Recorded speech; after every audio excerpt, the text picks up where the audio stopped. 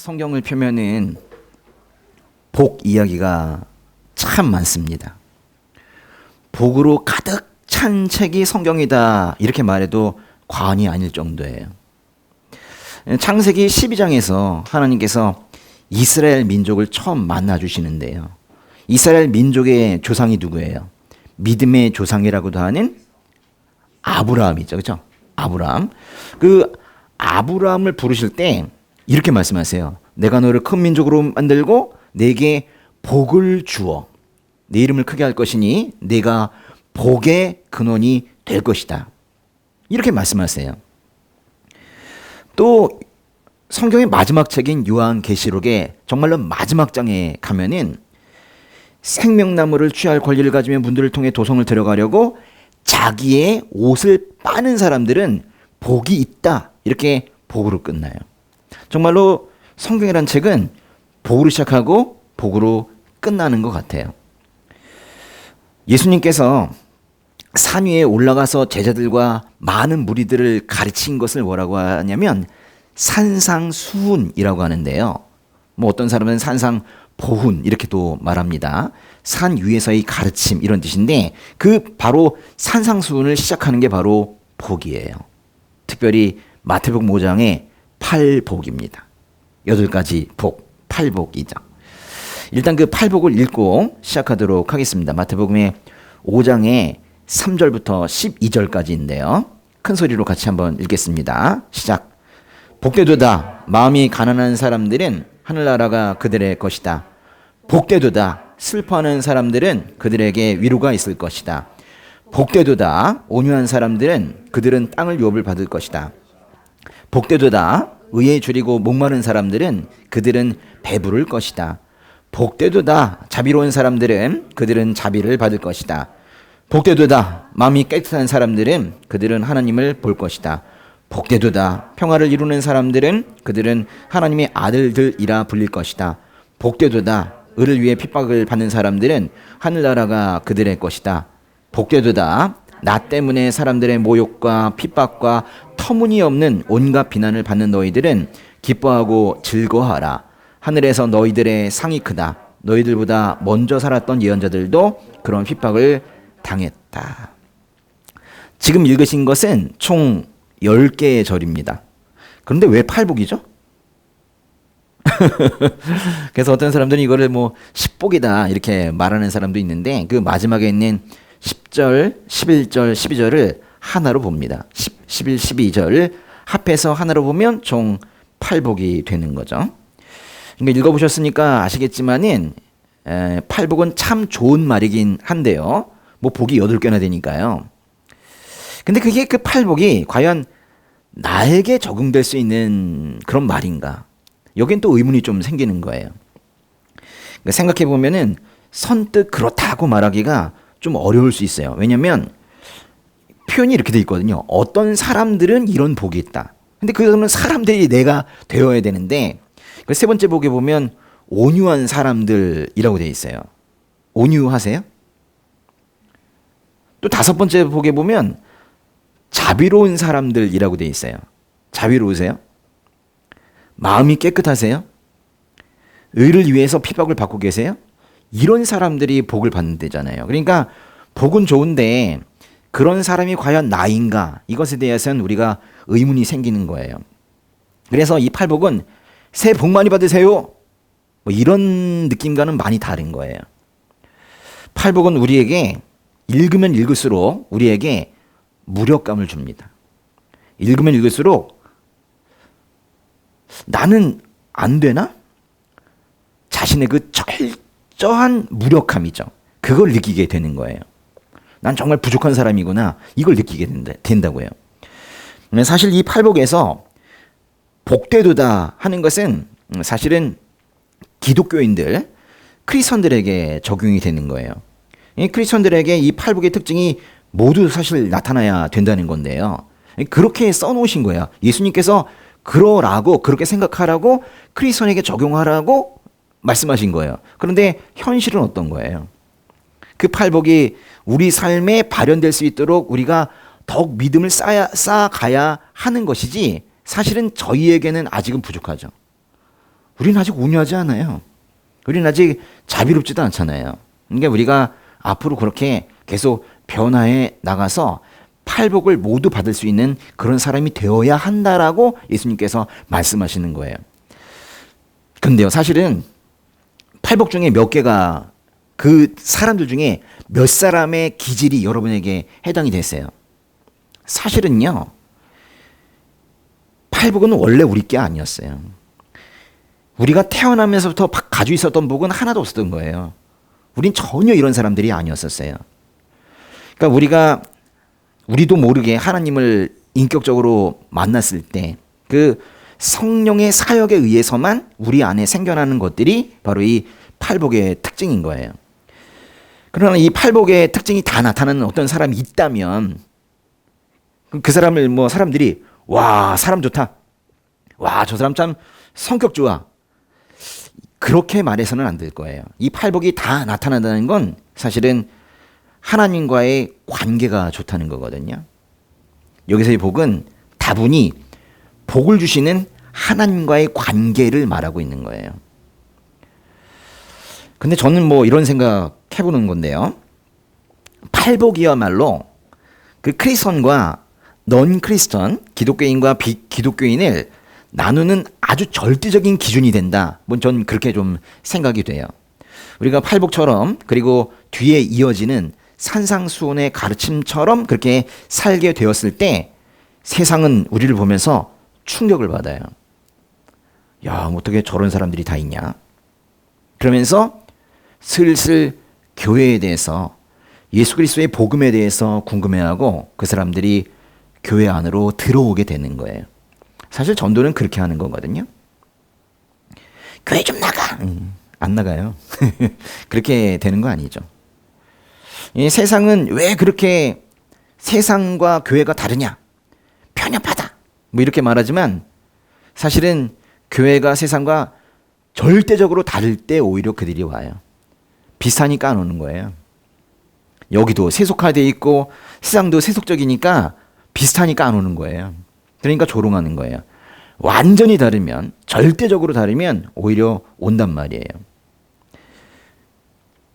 그들 속으로 가겠다고 어떤 사람들은 그들과 함께 교제하고 사랑이 쌓이면 결혼도 하고 안 돼요.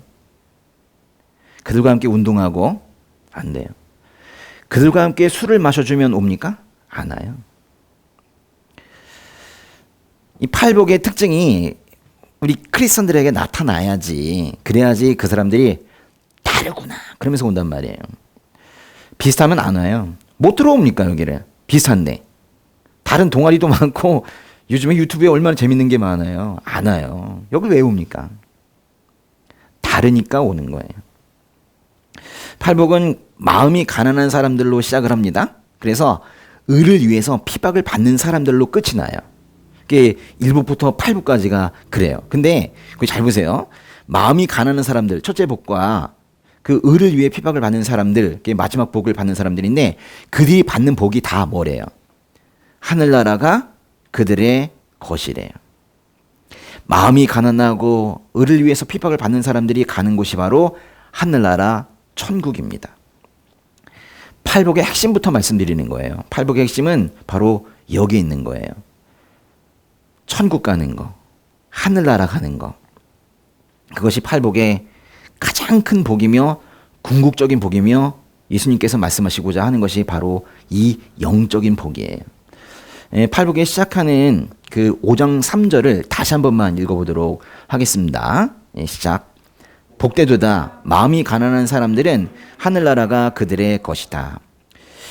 이 말씀은요, 일복인데 사실은 뒤에 오는 말씀에 기초이며 뿌리며 근간이 되는 거예요.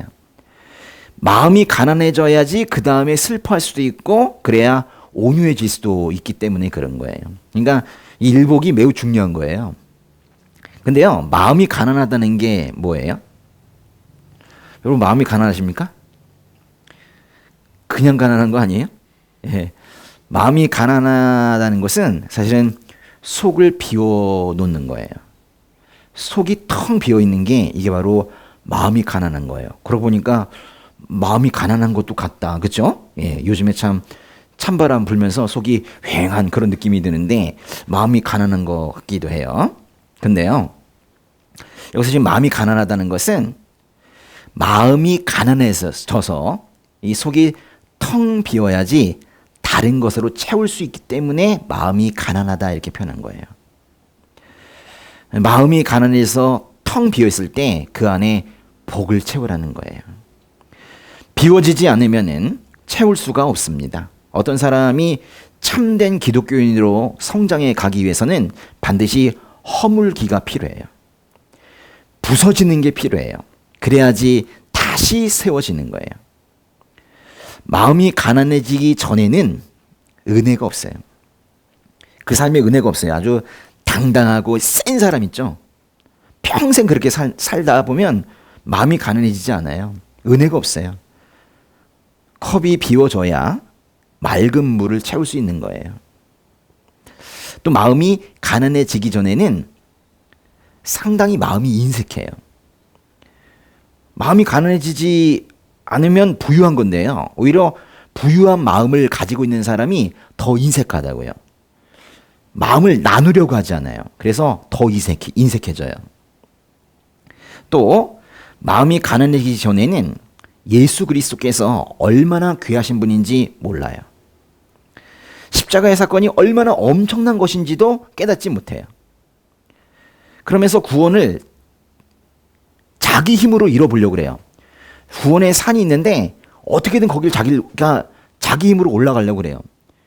비가 옵니다. 미끄러져요. 쭉쭉 미끄러지는데도 어떻게든 나무를 잡고 올라가려고 그래요. 그래서 저 끝에 구원의 저 꼭대기에 올라가겠다고 그래요. 그 산이 얼마나 큰지 몰라서 그래요.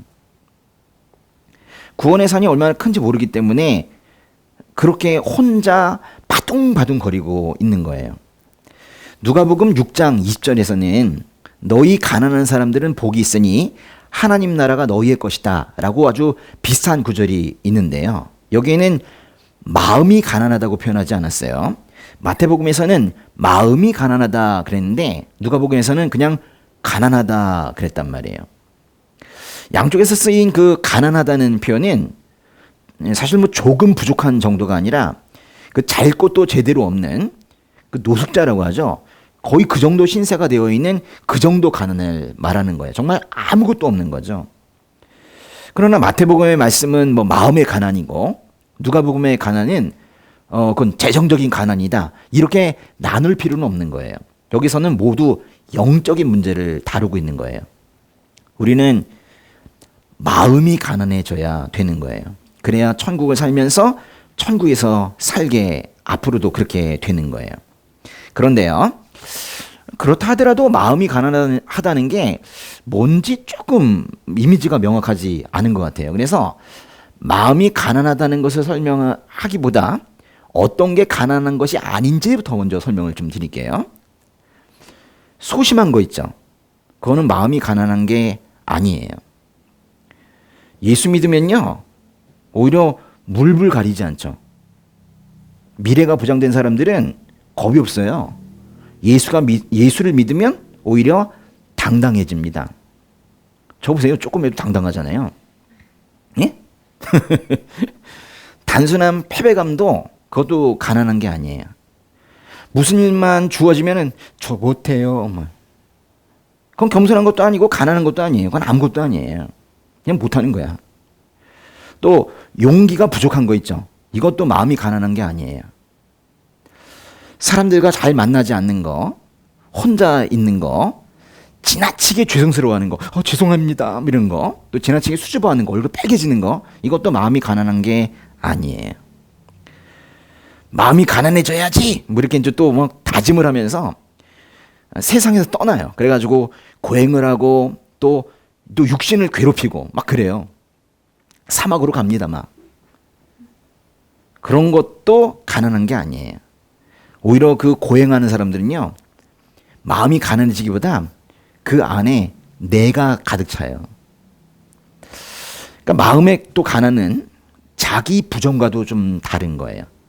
물론 이제 우리 성경에서는 자기 부인하라고 하는데 여기서 말하는 이 단순한 자기 부정은 이런 거예요. 정말 자기를 부정하는 거죠. 나는 쓸모없다고 여기는 거죠. 그래가지고 세상을 떠납니다. 여러 가지 방식으로 세상을 떠나요. 그런 거 마음의 가난 아니에요.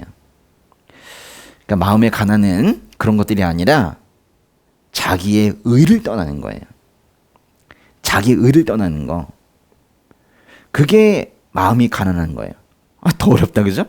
마음의 의를 떠나는 건 또 뭐죠? 좀 더 쉽게 설명드리면 하나님께 잘 의지하는 거예요. 나의 의지로, 나의 의로 뭔가 해보려고 하지 않고 하나님께 의지하며 나가는 마음이 점점 커지는 거. 그게 바로 마음이 가난해지는 거예요.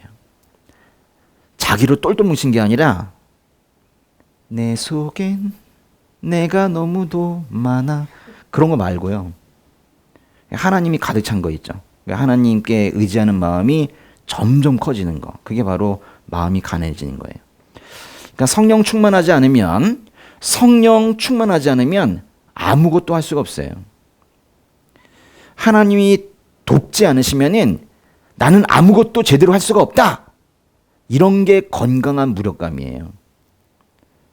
그리고 이런 거를 마음이 가난하다 이렇게 말하는 거예요. 그래서 마음이 가난한 사람들은 필연적으로 기도할 수밖에 없어요. 아니 의존할 수밖에 없는데 자기 힘으로 뭘 할 수가 없고 자기 힘으로 뭔가 해나가는 게 자꾸 두려운데 기도가 저절로 나오죠. 그러니까 기도야말로 자신의 그 무력함을 고백하는 가장 고귀한 행동이에요. 기도하지 않는 사람은 그러면 아직도 자기가 주인인 거죠. 내가 할 수 있으니까 하나님 쉬세요. 또 하나님 하나님 도움 같은 거 필요 없고 이 땅에서의 이런 게임들은 이런 경쟁들은 제가 한번 해보겠습니다. 이렇게 얘기하는 거죠. 세상 그렇게 돌아가지 않습니다. 자기가 마음먹은 대로 세상이 되든가요? 그런 일은 하나도 없어요. 그래서 기도하는 거예요. 우리가 진정 마음이 가난해서 하나님께 의지하며 살 때 늘 기도로 모든 일을 시작하고 기도로 모든 일을 끝마칠 때 그 4절에 있는 것처럼 슬퍼하는 사람들도 될 수 있고 7절에 있는 것처럼 자비로운 사람들도 될 수 있는 거예요. 마음이 가난해서 애통한 마음으로 긍휼한 마음으로 세상을 바라보는 거, 또 주변 사람들을 바라보는 거, 바라보기만 해도 자꾸 눈물이 나는 거. 이것이 바로 우리 크리스천들이 가지고 있어야 될 태도인 거예요. 저 사람들은 왜 저러냐 이러면서 경멸하는 게 아니라 오히려 주변 사람들을 보면서 마음 아파하고 긍휼한 마음을 가지고 눈물이 나야 된다니까요. 그럼 그 사람 위해서도 기도하게 되죠. 예수님께서는 8가지의 복된 상태를 말씀하시면서 그 중에 6번째로 이런 말씀하세요. 마음이 깨끗한 사람들은 복이 있다. 그들은 하나님을 볼 것이다. 마음이 깨끗한 사람들이 하나님을 볼 거래요. 무슨 사람들이 하나님을 본다고요? 마음이 깨끗한 사람들. 전 이 말이 참 좋아요.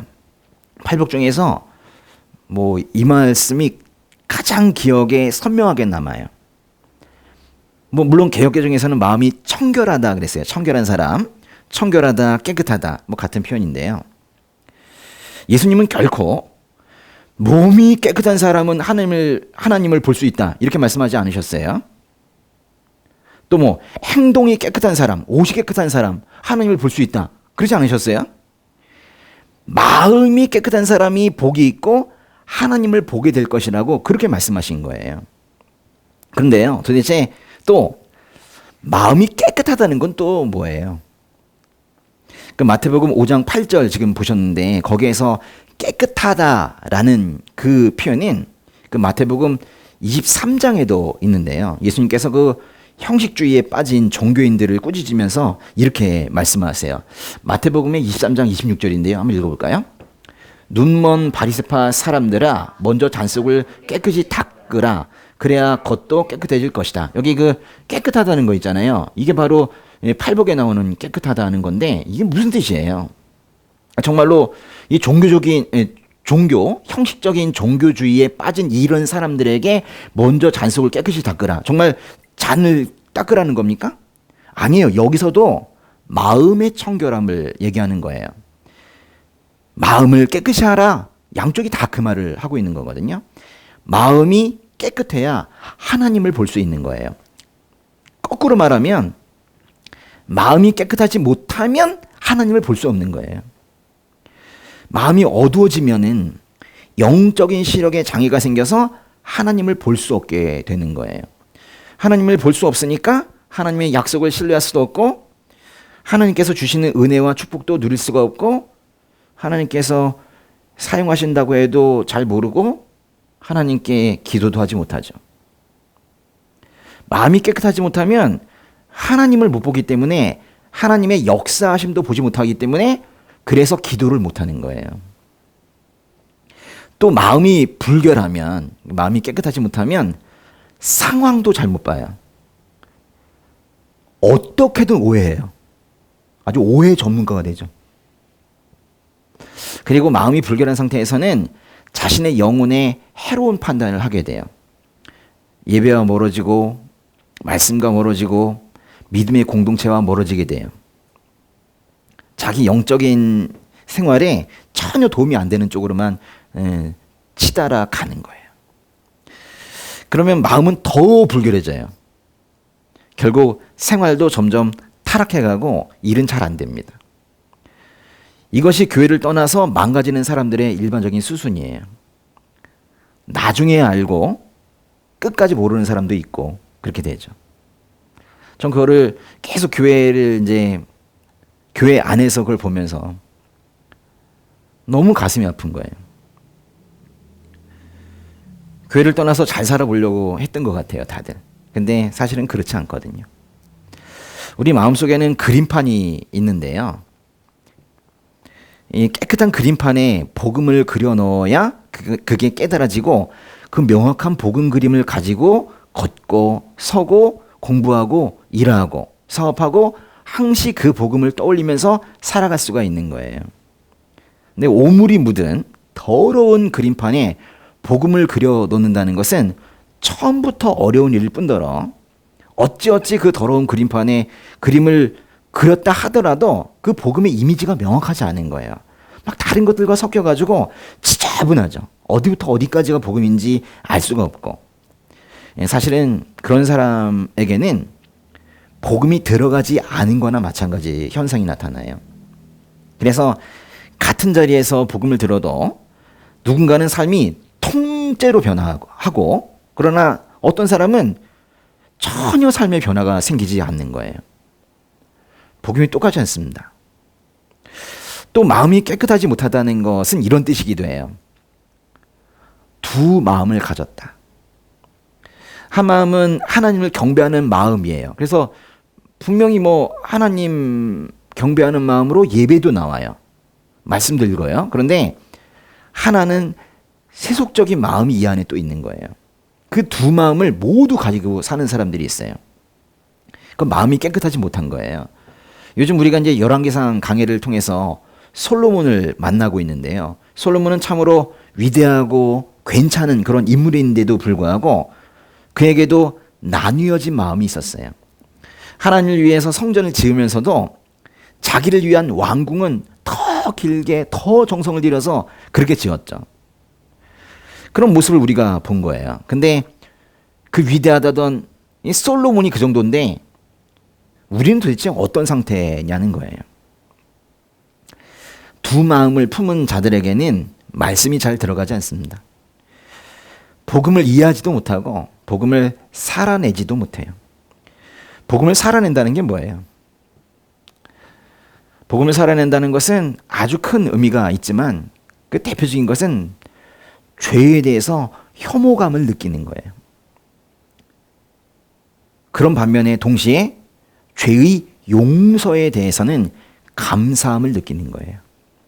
죄를 싫어하고 죄 용서해 주신 주님께 감사하는 거예요. 그래서 구원의 감동으로 사는 거죠. 두 마음을 품은 사람은 그러나 죄가 무엇인지도 모르고 죄가 용서됐다는 게 도대체 무슨 의미인지 이해되지도 않는 거예요. 한 발을 죄에 걸치고 살다 보니까 그저 죄의 합리화, 죄를 합리화하는 것에 아주 능한 그런 사람이 되고 말죠. 이런 상태가 이제 오랜 시간 계속되게 되면 이런 질문을 합니다. 그럼 예수님은 왜 죽으셨지? 뭐하러 죽으신 거야? 이런 지경에까지 가는 거예요. 이 정도까지 가면은 사실은 죄에 대한 애통함이 없는 거예요. 복음을 아는 자는요, 죄 앞에서 울 수밖에 없어요. 그 성령 하나님의 신음과 같이 우는 거거든요. 자신의 죄와 세상의 죄 앞에서 깊은 슬픔을 느끼면서 울 수밖에 없는 거예요. 왜 저 사람은 저렇게밖에 못하지가 아니라 저게 인간이구나. 그러면서 자기와 세상의 죄를 보면서 운다니까요. 여러분, 그 나사로의 무덤 앞에서 예수님께서 우셨어요. 조만간 살려낼 그 나사로를 보면서 그 전에 죽어있는 나사로 앞에서 우셨다니까요. 눈물을 흘리셨다니까. 예수님께서 왜 그런 위대한 사역을 앞에 두고 우신 거예요? 사실 그 죽음의 근원을 보신 거예요. 나사로가 왜 죽었는가? 죄 때문이구나. 예수님은 우리에게 죽음을 가져오는 그 죄의 추악함을 먼저 보신 거예요. 사람들이 죄로 인해서 죽을 수밖에 없는 인생이 되었구나. 그러시면서 그 슬픔이 너무 커져서 결국 눈물을 흘리신 거예요. 그렇다면 우리가 만약 예수 안에 있는 사람이라면, 또 예수가 내 안에 살고 있다면, 크리스천이라면 우리도 예수님과 같이 그렇게 죽음의 근원인 죄를 보면서 예수님과 똑같이 가슴 아파해야 되는 게 정상 아닙니까? 예수님은 세상 죄를 지고 가는 하나님의 어린 양이시구나. 성극을 보듯이 관람하면 되겠습니까? 예수님께서 지고 가시는 그 죄의 짐이 나에게서 비롯된 것이구나. 그런 마음으로 말씀을 봐야 되는 거 아닙니까? 이놈의 죄, 이 더러운 죄, 이 거지 같은 죄, 이러면서 자신의 죄에 대해서, 세상의 죄에 대해서 눈물을 흘리며 회개하고 무릎을 꿇어야 되는 거, 그게 정상이에요. 근데 요즘 너무 희미해진 것 같아요. 여러분, 이렇게 눈물 흘리고 회개하고 무릎 꿇는 사람에게는 슬픔과 동반된 하늘의 위로가 주어집니다. 계속 울게 놔두지 않아요. 하늘의 위로가 있어요. 하나님께서 그 사람 위로해 주십니다. 그래서 예배할 때 엄청 울지만 이상하게 행복한 느낌? 기쁜 느낌? 그런 게 드는 거예요. 분명히 죄에 대해서 슬퍼했는데도 불구하고 하나님께서 위로해 주신다니까요. 슬픈데 그 슬픈 죄인을 구원하시려는 하나님의 마음을 느끼면서 위로가 되는 거예요. 그게 팔복의 두 번째 복이에요. 4절 다시 한번 읽어보세요. 4절, 복되도다 슬퍼하는 사람들은 그들에게 위로가 있을 것이다. 여기 슬퍼한다는 게 그냥 계속 우는 거 아니에요. 세상의 부조리에 대해서, 허물에 대해서, 나의 죄에 대해서 슬퍼하는 사람들, 죄에 대해서 자각하는 사람들은 슬프죠. 애통하죠. 근데 그들에게 하늘의 위로가 있을 것이래요. 4절의 그 두 번째 복인데요. 이거는 죄로 인해서 자신의 마음이 사실은 불결하다는 것을 알고 있는 사람이 가슴 아파할 때, 회개를 할 때 하늘의 위로가 주어진다는 그런 말씀인데요. 결과적으로는 이 5장 4절의 이 말씀은 자기의 마음이 깨끗하지 않다는 거예요. 그걸 알아버린 거예요. 그런데요, 그 8절에 그 여섯 번째 복음이 있거든요. 근데 8절의 여섯 번째 복음은 뭐냐면 마음이 깨끗한 사람들이 하나님을 볼 거라는 말씀이에요. 좀 이상하지 않습니까? 이 팔복 안에 마음이 불결한 사람과 마음이 청결한 사람이 같이 있는 거예요. 어떻게 이럴 수 있어요? 마음이 가난해서 자신의 무력함을 깊이 느끼게 되고 스스로는 아무것도 할 수 없음을 깊은 절망 가운데 느끼는 사람과 자신의 죄와 세상의 죄에 깊은 슬픔을 느끼고 마침내 회개를 통해서 위로를 얻은 사람과 그 터널을 통과하면서 자신의 교만함을 내려놓고 온유해진 사람들은 네 번째 복처럼 의에 줄이고 목마른 사람들이 되는 거예요.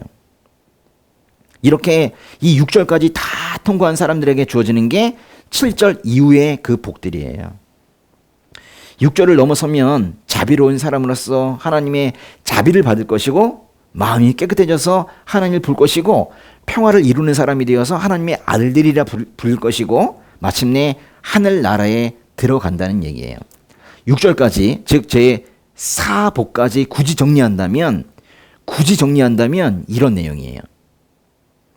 마음이 가난한 자야, 죄를 슬퍼하는 자야, 의를 간절히 원하는 자야, 마음을 청결히 하자.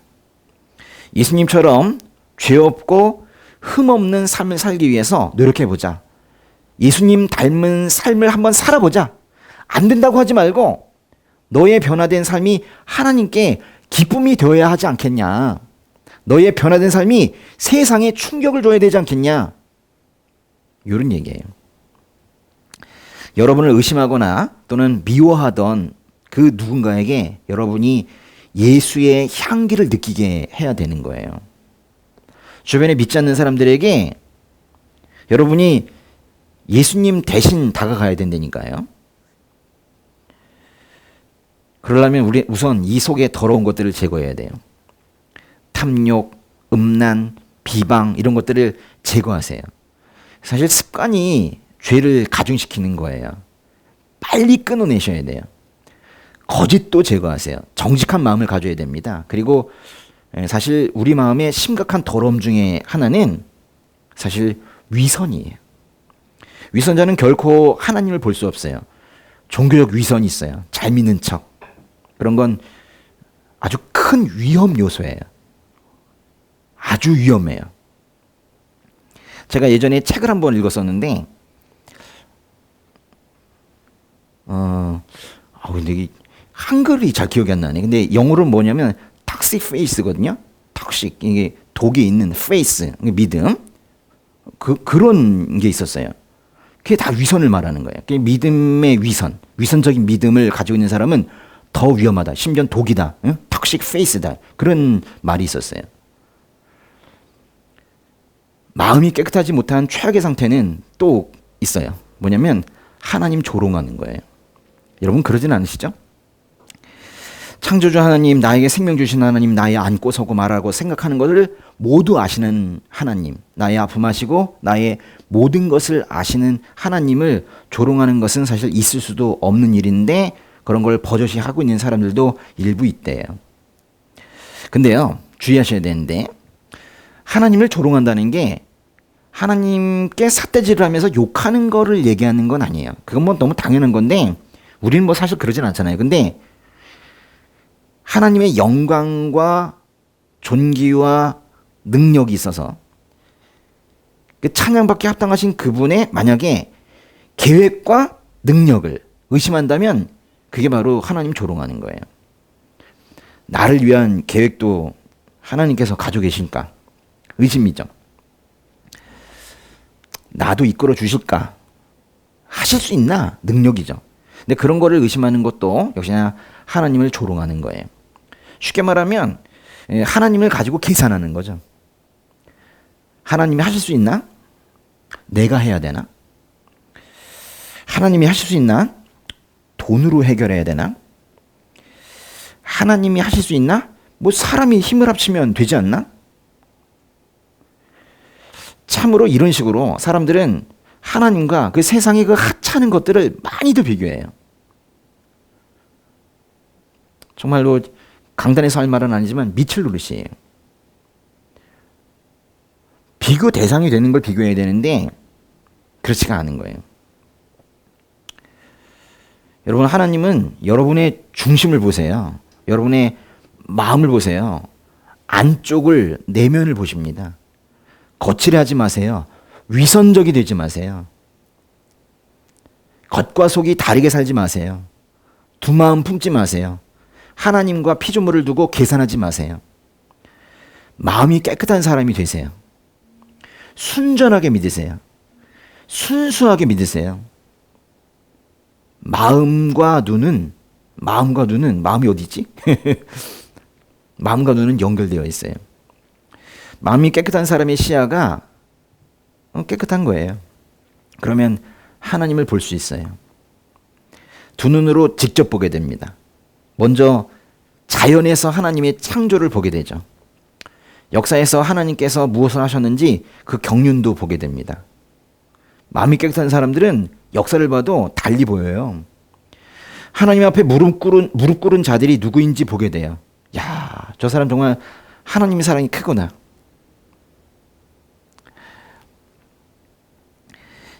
또 하나님을 향한 뜨거운 사랑을 가지고 있는 사람들을, 그래서 그 사람들을 위해서 축복해요.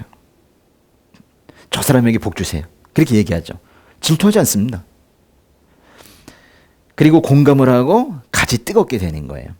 그런 사람들이 서로 모이는 거 있죠. 그게 교회예요.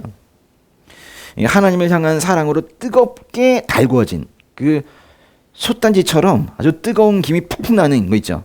그게 교회예요. 이 교회도 그렇게 되길 바랍니다.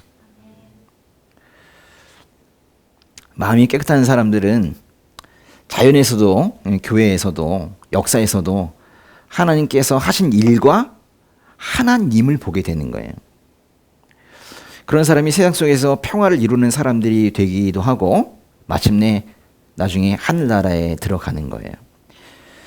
이 말씀을 오늘 들으시는 여기 계신 분들과 영상을 들으시는 분들이 모두 복된 사람들이 되기를 바랍니다. 그래서 그리 마태복음에서 말하는 그 팔복을 모두 받으시는 그런 정말로 복받은 그런 사람들이 되기를 바랍니다. 네, 기도하겠습니다.